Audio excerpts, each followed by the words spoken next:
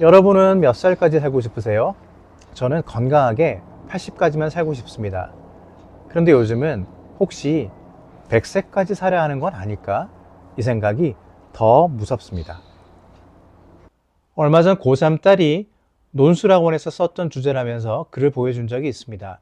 주제가 노인의 사회적 기여였는데요. 딸이 이렇게 썼더라고요. 노인들은 죽음이 가까워지면서 삶에 대한 통찰이 깊어진다. 그 통찰을 단순히 죽음을 기다리는 데 쓸 게 아니라 사회에 기여할 수 있도록 정책적인 시스템을 만들면 좋겠다. 그리고 마지막에는 이런 말을 덧붙였습니다. 노인들도 도전을 멈추지 않아야 한다. 참 10대다운 이야기죠. 패기 있고 희망적이고 맞는 말입니다. 보면서 흐뭇하면서도 저는 그 글을 보면서 마음 한켠에 좀 다른 생각이 들었습니다. 과연 우리는 노년의 삶과 다가올 죽음을 받아들일 준비가 되어 있는가 하는 생각입니다. 요즘 저는 노년의 삶을 자주 생각하게 됩니다. 일단은 은퇴 준비, 노후 자금 등 노후 생활에 대한 산술적인 계산을 계속해보는 50대니까요. 물가 상승률이 3%에서 보수적으로 4% 정도도 적용을 해보고 또 국민연금 적용 전과 후를 나눠서도 계산을 해봐야 되고 또 주택은 줄일지 아니면 그대로 가져갈지도 생각을 해봐야 됩니다. 그랬을 때 막상 60대 시점에 현금은 얼마가 필요한지, 부동산과 현금 보유, 그리고 매달 들어오는 현금 흐름은 어떻게 포트폴리오를 가져가야 할지, 그리고 각종 세금은 또 어떻게 줄일 수 있을지 등 머릿속으로 계산기를 계속 두드리고 있습니다. 그러다 문득 이런 생각이 들었습니다. 우리가 노후에 대해서 이토록 불안해하는 이유는 세상이 자꾸만 우리에게 너희는 무조건 100세까지 살 것이라면서 겁을 주기 때문 아닐까 하고요. 여러분은 몇 살까지 살고 싶으세요? 일단 예전에는 80이면 호상이라고 하지 않았나요? 그런데 사실 지금도 평균 수명이 80대 초반이라고는 하지만 70대에도 많이들 돌아가시고 또 80대부터는 건강과의 본격적인 사투가 시작되는 것 같습니다. 큰 병도 많이 오고 큰 병이 아니더라도 80 이후는 정말 병원 신세를 많이 지십니다. 물론 우리나라가 의료복지가 잘 되어 있어서 노인들이 병원 쇼핑을 한다는 말도 있는데요. 어느 정도는 수긍하는 바도 있습니다. 하지만 실질적으로 80세 이후에는 각종 암, 파킨슨, 치매, 뇌질환, 심장질환 등에서 자유로울 수 없는 게 현실입니다. 그래서 제가 몇 살까지 살고 싶으시냐 여쭤본 거는 건강이 허락하는 노년이었으면 좋겠는지 아니면 정말 아프더라도 100세의 장수를 누려보고 싶은 건지가 궁금해서입니다. 저희 나이 때 특히 남자분들은 아마 거의 다 오래 사는 거 싫다, 건강하게 살다 가고 싶다 그런 이야기들 많이 하실 것 같습니다. 저 역시 그렇습니다. 지금 저는 50대 중반을 향해 가는데요. 벌써부터 체력이 예전 같지 않음을 확연히 느끼고 있습니다. 웨이트 트레이닝도 조심조심 하게 되고 혹시 무릎이나 허리 다칠까봐 겁부터 납니다. 회복도 느리고요.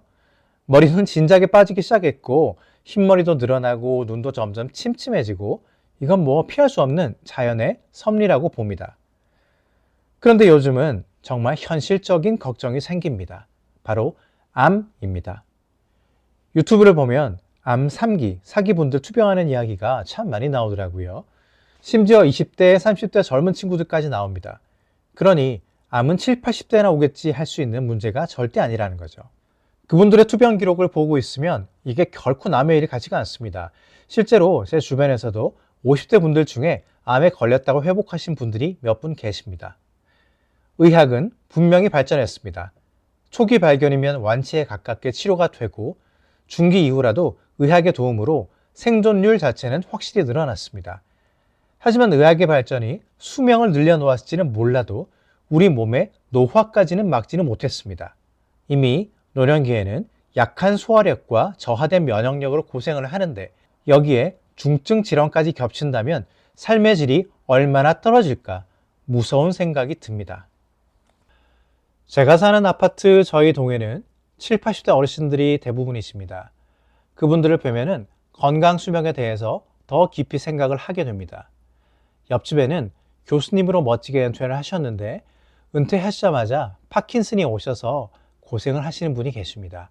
현역 시절에 참 많은 일을 하셨다고 하시는데 얼마나 억울하실까 싶습니다. 그리고 몇 년 전에 이사를 해볼까 해서 집을 좀 보러 다닌 적이 있었는데요. 아이가 셋이다 보니까 조금 큰 집들을 많이 봤습니다. 구축의 대형이라서 그런 것 같은데 노부부의 짐도 많았지만 혼자 사시는 남자 어르신들의 집도 서너 집 정도 봤습니다. 뭔가 외로움이 묻어나서 마음이 짠했던 기억이 있습니다. 요즘은 자식들이 모시고 살기도 쉽지 않은 세상이잖아요. 저도 가끔 내가 와이프보다 오래 살면 어떡하지? 걱정을 하는데 저희 아내는 저보고 혼자 남아서 젊은 날을 반성하면서 고독을 한번 씹어보라고 하네요. 혹시 보셨을지 모르겠는데 일본 영화 플랜 75라고 아시나요? 초고령 사회가 된 일본에서 정부가 75세가 된 노인들에게 스스로 죽음을 선택하도록 권장하고 지원하는 정책을 편단한 내용입니다. 처음엔 무슨 말도 안 되는 영화냐 싶었지만 얼마 전에 딸아이의 노년에 관한 글을 본 다음에는 아내와 그 영화 얘기를 한번 나눠본 적이 있습니다. 두 사람 다 어쩌면 20, 30년 후에 고령화가 지금보다 더 심각해지고 1인 가구가 더 늘어난다면 이게 정말 영화 속 이야기로만 끝날까? 가능한 일일지도 모르겠다. 그런 결론에 도달하게 되더라고요. 참 서글픈 일이고 이런 상상이 현실이 될 수도 있다고 생각을 하면 위기감까지 듭니다. 영화 속의 노인들은 사회의 짐이 되지 않기 위해서 결국 순순히 그 죽음을 받아들입니다. 하지만 국가가 정해진 죽음 앞에서 인간의 솔직한 내면은 어떨까요? 이 영화와 함께 꼭 소개하고 싶은 책이 한 권이 있습니다. 가키야 미우의 소설 70세 사망 법안 가결이라는 책인데요. 플랜 75 영화와 비슷한 내용입니다. 나아가서 조금 더 앞당겨졌네요, 나이가. 저출산 고령화로 국가 재정이 파탄나자 정부가 70세가 되면 누구나 의무적으로 죽어야 한다 라는 법을 통과시킨다는 충격적인 설정입니다. 법안 시행을 앞두고 책 속 고령자들은 이런 고백들을 쏟아냅니다. 우선 이 책의 첫 장을 읽어보겠습니다. 70세 사망 법안이 가결되었다. 이에 따라 이 나라 국적을 지닌 자는 누구나 70세가 되는 생일로부터 30일 이내에 반드시 죽어야 한다. 예외는 왕족뿐이다. 더불어 정부는 안락사 방법을 몇 종류 준비할 방침이다. 대상자가 그 중에서 자유롭게 선택할 수 있도록 배려한다고 한다.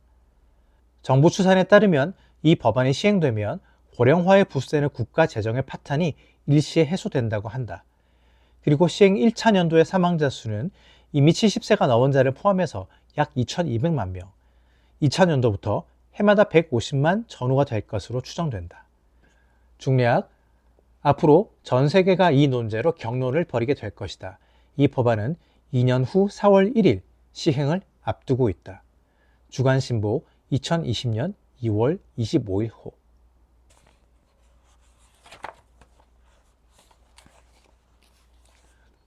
이제 살아있어 봐야 별 의미가 없다. 앞으로 2년도 뭘 하며 살면 좋을지, 무슨 의미가 있을지. 생각은 그런데도 정작 죽어야 한다고 하니 불안해서 견딜 수가 없다. 밤중에도 몇 번이나 눈이 저절로 떠지고 그럴 때마다 불안감이 덮쳐온다. 이대로 죽을지도 모른다. 이 세상에서 없어질지도 모른다. 그런 생각이 들면 끔찍하고 두려워서 소리를 지를 뻔하곤 한다. 그러나 당연하다면 당연한 일이다. 보탬이 안 되는 것은 물론 수고만 끼치는 인간이다. 어차피 죽는 거 2년 후가 아니라 내일이면 좋겠는데 법안이 시행될 때까지 얼마나 남았는지 계산하면서 달력을 넘기는 것도 괴롭다. 누가 야금야금 목을 조르는 듯한 심정이다. 아, 젊은 시절이 좋았다. 지금은 아이들 키우며 집안일 하느라 바빴던 그 시절이 내 인생의 황금기였다는 것을 안다. 해가 갈수록 몸이 내 마음대로 움직여지지 않는다. 게다가 좋은 일은 하나도 없다. 사야는 물론 후미코와 그녀 남편까지, 아니 더 많은 사람들이 앞으로도 계속 살아간다. 그런데 나만 죽다니 절대 싫다. 이 세상이 앞으로 어떻게 변할지 나만 볼 수 없다니. 삶에 대한 애착이 새삼스럽게 끌어올랐다. 내가 죽어서 없어져도 이 세상은 아무 일도 없었던 것처럼 돌아간다. 그리고 자식도, 손자도, 동네 사람들도 나를 잊는다. 남편을 떠올리는 일이 점차 줄어드는 것처럼. 허망하다.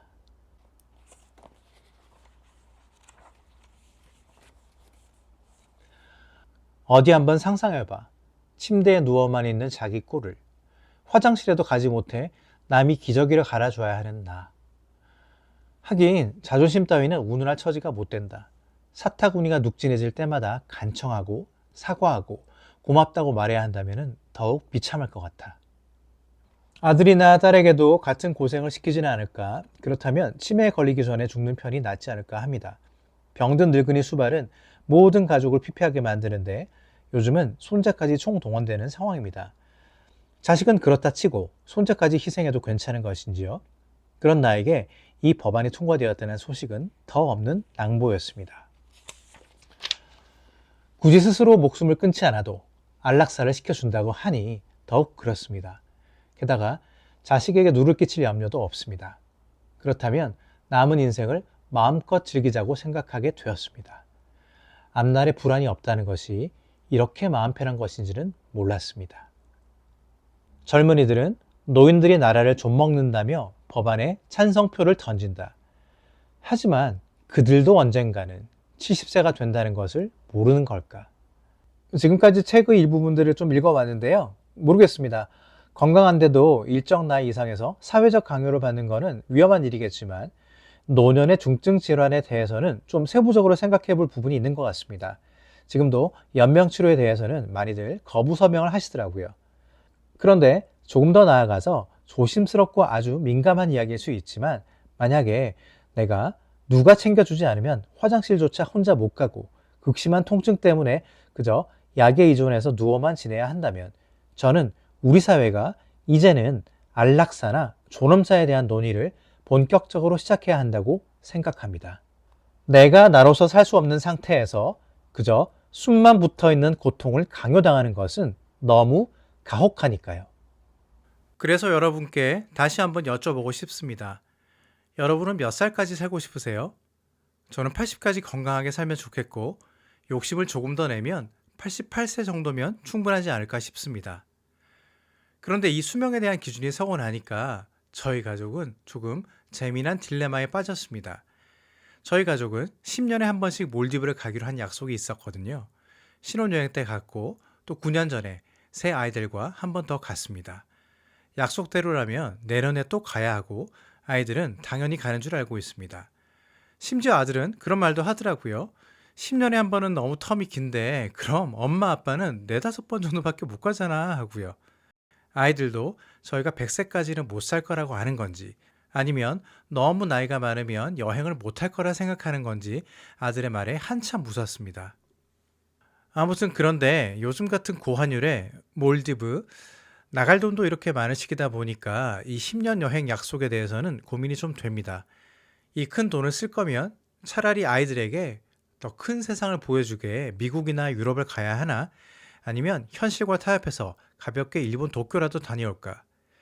결국 이 고민도 돈 걱정이죠. 조금 비약하면 이것도 노후 자금에 대한 불안 때문인 거죠. 무조건 지금, 그래도 벌 수 있을 때 아끼고 모아야 한다는 꿀벌 생각이죠. 늘 고민한 것 같습니다. 지금 쓸까 나중을 위해 아낄까. 그런데 아이러니하게도 지금 못 쓰는 사람은 나중에도 못 씁니다. 우리는 혹시 100세까지 살지도 모른다는 공포에 너무 저당 잡혀서 정작 지금 누려야 할 행복을 너무 뒤로 미루고 있는 건 아닐까요? 은퇴 관련 카페를 보면 10억이 있어야 한다. 어떤 분들은 30억도 모자란다면서 불안해합니다. 심지어 여기저기 어르신들 인터뷰를 보면은 70대 후반, 80대 정도의 어르신들도 나중에 돈이 어떻게 필요할지 몰라서 아끼신다고 그렇게들 돈을 꽁꽁 싸매고 못 쓰시더라고요. 가만히 생각해보면 우리가 진짜 고민해야 하는 건 몇 살까지 살까가 아니라 어떤 상태로 살다 갈 것인가 인 것 같습니다.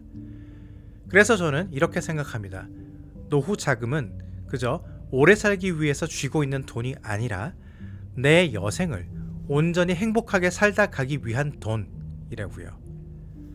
병원비에 쫓기지 않기 위해, 자식 눈치 보지 않기 위해, 그리고 마지막 순간까지 내 존엄과 삶의 마무리를 내가 선택하기 위해서 필요한 돈인 겁니다. 결국 우리의 노후 준비라는 것은 다들 막연한 노년의 불안을 가지고 덜 비참한 노년을 준비하는지도 모르겠습니다. 다시 말해 노후 자금이란 오래 살기 위해서 비축해 놓는 돈이 아니라 내 삶의 마지막을 내가 선택하기 위한 돈인 것 같습니다. 조금 더 직설적으로 말한다면요, 80세 이후 혹은 85세 이후에 건강이 더 이상 유지되지 않고 근근히 타인의 도움이나 의학의 힘에 의해서 연명해야 하는 삶이라도 내가 100세까지 살고 싶다면 100세까지를 위한 엄청난 간병비와 의료비를 계산해서 모아야 할 것입니다. 하지만 그렇지 않고 내가 건강하게 내 두 발로 걸어 다닐 수 있는 건강 수명이 닿는 날까지만 살고 싶다면 훨씬 적은 자금으로도 노후 준비가 끝나는 것이겠죠. 참 어려운 문제입니다. 앞서 70세 사망 법안 가결 같은 소설이나 영화 플랜 75에서 보다시피 국가나 사회적 보장에만 우리의 노후를 기대면 지금의 젊은 세대들에게 너무나 큰 짐을 안기게 될 것입니다. 그렇다고 온전히 스스로 노후를 책임지자니 현실적으로 재정이 여의치가 않죠. 결국 정답이 없는 이 문제 앞에서 일단 지금 우리가 할 수 있는 가장 확실한 준비는 최대한 노년에도 건강할 수 있도록 열심히 운동하고 식단도 클린하게 챙기면서 나를 절제하는 삶을 사는 것이 아닐까 싶습니다. 그러면서 본인이 바라는 기대 수명에 맞게 현실적인 노후 자금을 차근차근 모아나가는 거겠죠. 어쩌면 먼 미래에 정말 영화 플랜 75 같은 정책이 실시되는 날이 올까요? 정말 그런 날이 온다면 여러분은 그 법안에 대해서 찬성하실 건가요? 아니면 반대하실 건가요? 그리고 여러분이 생각하는 나의 가장 존엄한 퇴장은 몇 살 때의 모습이신가요?